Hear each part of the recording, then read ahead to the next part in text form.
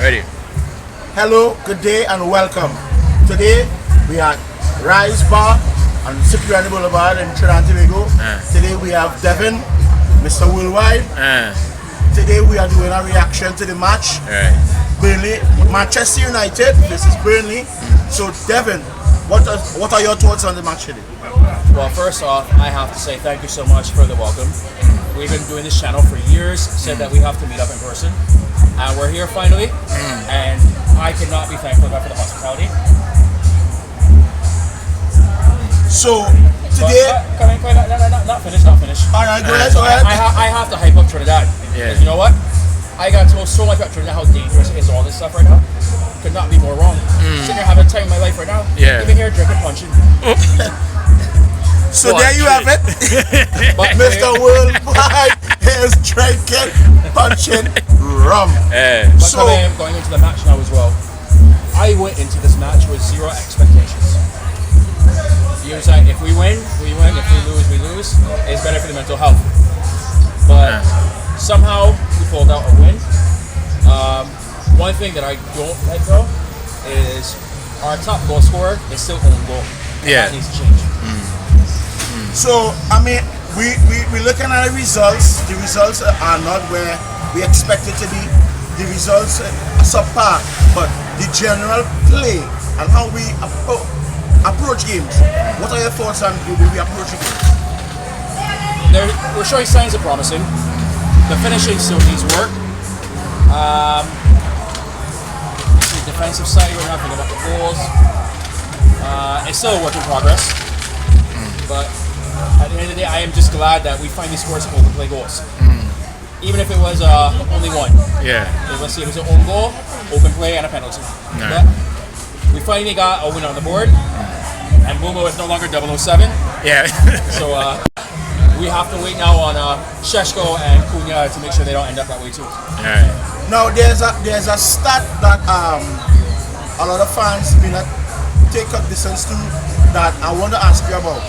In the last 3 Premier League games, and even with the loss against Grimsby, we have over 20 shots.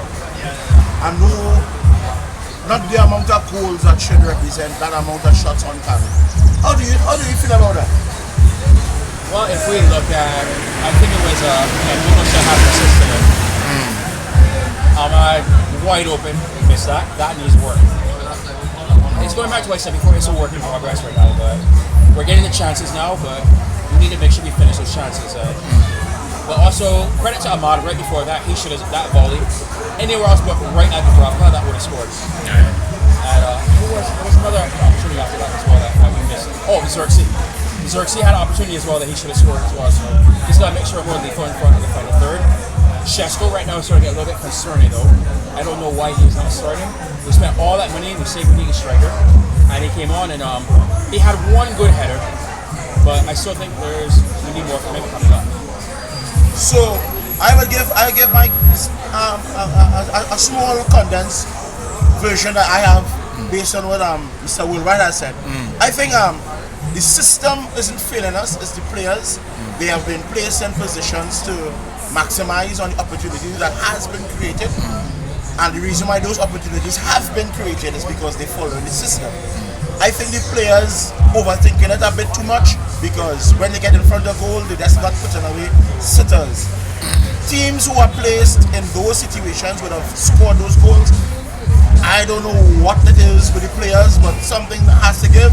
Fortunately, we did win the game today, but we're not supposed to be struggling to beat teams like Burnley and unfortunately Grimsby. Even in light of the fact the amount of shots that we have and the shots we have on target, something needs to give, and I hope that we grow from strength to strength, and this is just a talking point at the end of the season. We need to get those goals in, and if we continue playing the way we're playing and the players take cognizance of how they are working the system, and the players who are placed in the positions to score, once they do so, I think we'll be okay. So my turn to ask a question for you right now. No problem. Ruben Amorim, what is your opinion now? So, based on what I've been seeing, I have no problem with Ruben Amorim. And he made a statement it was reported by Fabrizio Romano, so I take it as gospel truth that when we win games, I love my players, and when we lose games, I hate my players. And I couldn't, that no truer words have been spoken, because based on the system he has provided for them, the results are there. Statistics don't lie. Men lie, women lie, numbers don't. The numbers are showing that we are getting in positions to score. If you have 20-something shots and a lot of them on target, then you are working a system that allowing you to get in positions to score. The problem is you're not scoring them.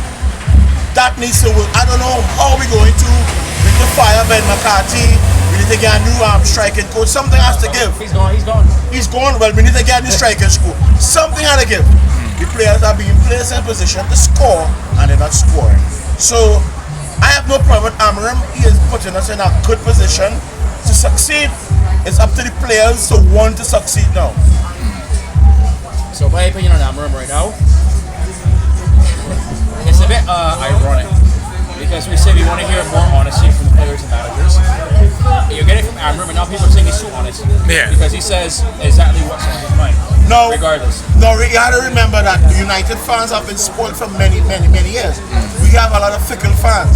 We are not accustomed to losing. Despite we have been mid-table subpar for many years, it would take more than a generation for fans to just become accustomed to embracing the reality that we may lose some when we should win them. So our fans have a lot to play with what we're facing today, and the era of social media is a detriment to the progress of the club. Because when Sir Alex was Sir Alex and thriving, there wasn't social media. When he was given the blow dryer treatment, there was no site saying Sir Alex need to change his method and questioning his ability to coach. And that has been detrimental to the success of Manchester United. And the fans have bought into the social media era, and from the time a player not getting his way, we want to advocate for the player and not care about the club. Personally, I don't care who comes to Manchester United. I want Manchester United to succeed. So if the player has to sacrifice his career in scoring and have more assists, have more defensive plays, that is what matters. Make sure Manchester United succeeds. So I blame a lot of the social media era for a lot of our shortcomings, but we need more mentally resilient players who understand that it's not only about my personal success, but the success of the club. So I would say, to caveat off that, is I believe that we're in a generation of instant gratification. So everything has to be instant now. You have Temu, you have Amazon, all this stuff. You get whatever you want right away. People have forgotten that sometimes in order to be successful, you have to start from the bottom, work your way up. You have to know what it's like to lose to appreciate winning how it is. But people expect now you sign somebody, everything will change overnight. It's an issue right now. You look at how long did it take Jurgen Klopp at Liverpool, and I cannot believe I'm saying this as a United fan. But how long did it take him to get beside where they are right now? Correct. How long did it take Pep City with a blank checkbook to do it? Pep did not do well in his first season. He came fourth, if I'm not mistaken. And So, the next season he did all well. of a sudden, when it's Manchester United, we expect, okay, you get this guy, you sign this person. We have to win the league now, or sack the manager, or whatever it is right now. That needs to change. I've been advocating for that, and I feel a lot of these fan channels who sit there and they thrive off getting views off negativity, cussing up the team left and right. I have an issue with that.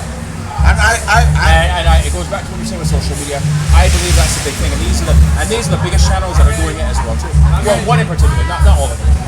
Now I totally agree to what Mr. Devin, Mr. Worldwide just said, because there are a lot of channels who I don't know why they think that model is successful, but they are following the MUFC, the AFTV model, where you chastise your team and you be so outrageous with your views. I think it's just one United channel that does it.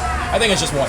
No, I will not even say the name. I'm not going to give them publicity, but we're not going to give them no credence. But you know. I think there's more than one, but there are a few who hold true to the idea that you have to go through the rigors, go through the growing pains Just like if a person was once a chubby guy and he wants to become fit, he has to go through the pain, go through the rigors, and eventually he will come out on top. It's not going to happen overnight. It's not an overnight thing. Right. We as United fans need to understand that Sir Alex is no longer in charge. Sir Alex is not the manager. Sir Alex is just a titular figure that we revere, an ideal. But we need to work towards we coming back to that place. So, if we embrace that, we are mid-table for now, and when we get a small victory, celebrate it. When we get a defeat, embrace it, analyze and move forward, and stop harboring on that shortcoming. We will grow from strength to strength. When we continue to hold on to the ideal of Sir Alex, that is the problem. Because we expect the team to be top 4, top 3, winning the league, but we have to grow. But I don't want to get into all of that right now. Right now we at Rice Bar in Trinidad. It's a Worldwide, all the way from Barbados, come to celebrate this win with us. He came here, I guess he's a good luck charm. But give him a touch here. Undefeated in Trinidad. Undefeated, boys. So there you have it, people. We beat Burnley. Unfortunately, it was a difficult win. It's a win nonetheless. A win is a win, right? A win is a win at this point.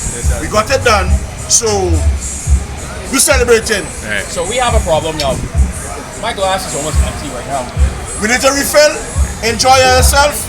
Until the next time, this is the United Hour. We out. And let's cut this off now while I can still speak before I slur my words. Yeah.